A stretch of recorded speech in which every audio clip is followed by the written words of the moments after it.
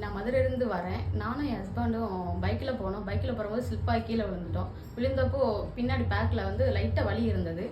அப்புறம் வலிக்குதையே சொல்லிட்டு கொஞ்ச நாள் விட்டுட்டேன். அப்புறம் என் ஹஸ்பண்டை வந்து மிதிக்க சொன்னேன். மிதிக்கவும் கொஞ்சம் பெட்டராக இருந்தது.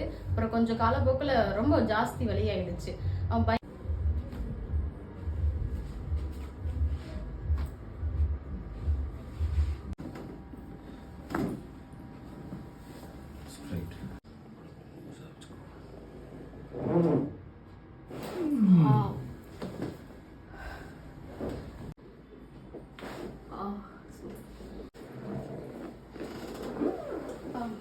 நல்லா இருக்கு சார்.